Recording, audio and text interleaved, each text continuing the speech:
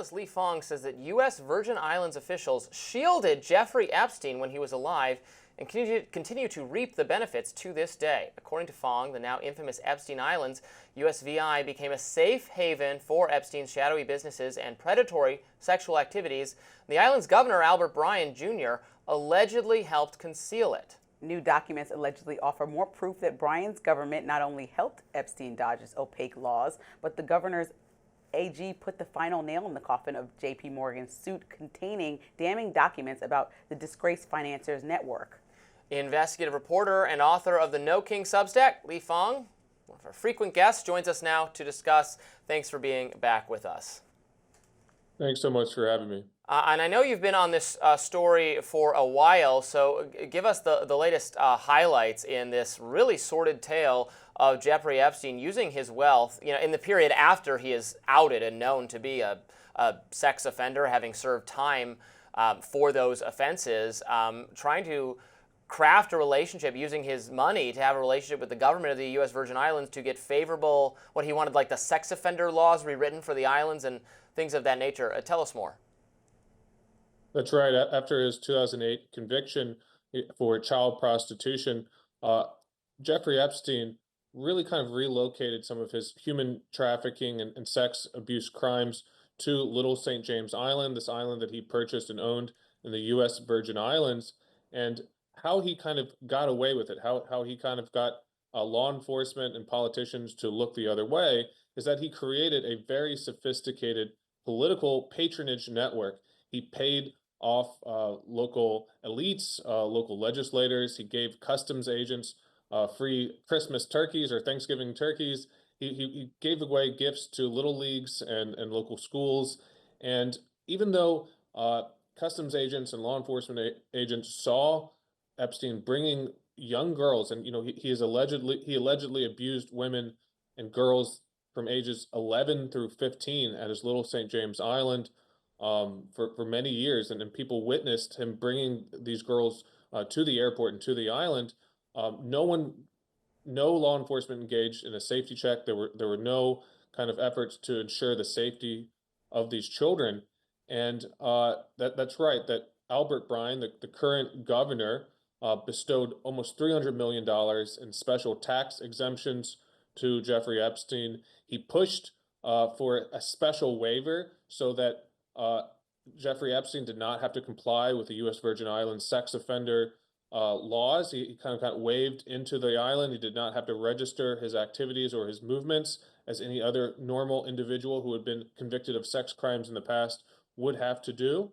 And even now today, we have a situation where many of the folks who aided and abetted Epstein's criminal enterprise are in power in the U.S. Virgin Islands. And now that we've had settlement after legal settlement of money that was basically bestowed to the islands to help prevent another similar kind of criminal enterprise, money that was kind of set aside for sex trafficking and preventing the abuse of young women, the U.S. Virgin Island politicians who were part and parcel to this kind of Epstein operation, they're in power and they're tapping those funds for their own pet projects, earmarks, government building projects, old vendor kind of payments, backdated wages. This is basically a piggy bank now for their own pet projects. Wow. So I wanted to ask, what accountability measures do you think, if there are any, are still in place for the U.S. Virgin Islands for officials that may have aided Epstein? Well, look, there isn't much.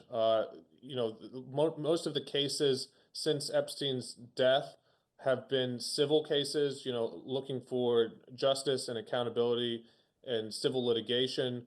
A lot of these lawsuits have been from the U.S. Virgin Islands government itself and some from the victims.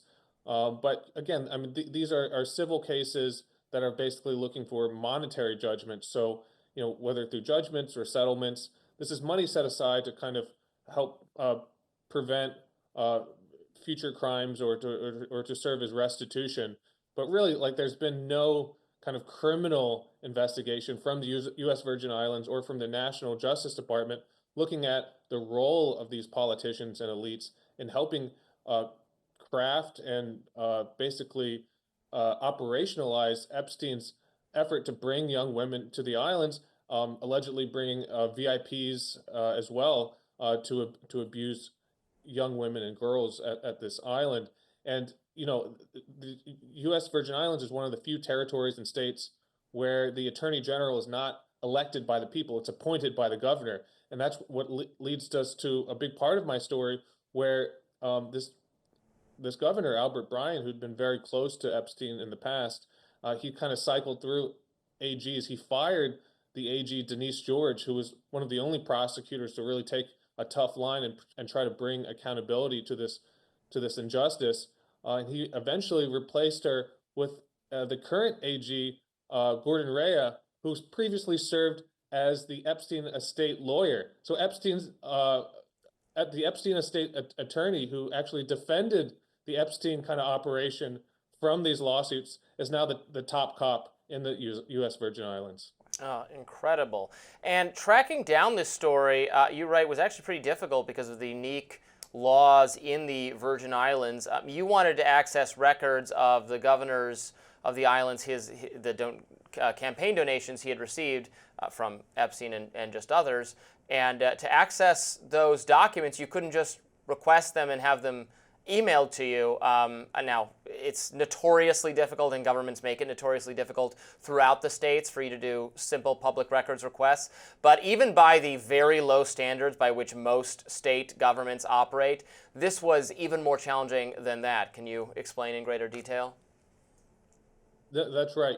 There's been so much attention paid to the fact that the FBI has, so many records that they raided from Epstein's various homes in New York and elsewhere.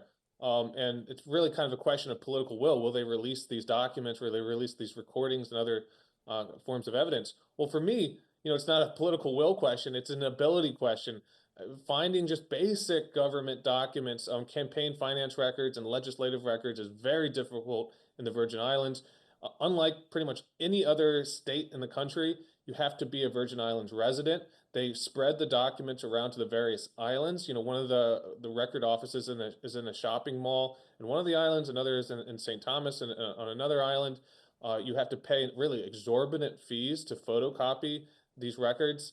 I had to hire a local university student who helped kind of assist me in these document requests. It's really incredible, and it makes a lot of sense why Jeffrey Epstein chose the U.S. Virgin Islands. These are islands that are really plagued with government dysfunction, with local corruption, where you can kind of win over a lot of the local political structure, and you can't get basic answers from government entities as a journalist or as a resident. So over time, the goal is to get more access to this information. Americans have been asking for it over and over again. And do you think that as we do get access to this information, will implicate more high-profile figures? Well, look, when Alex Acosta, the former U.S. attorney who later served in the first Trump administration, first prosecuted Epstein almost 2 decades ago, and gave a very generous sentencing arrangement. Basically, Epstein did not have to serve any real prison time. He could serve most of it at home.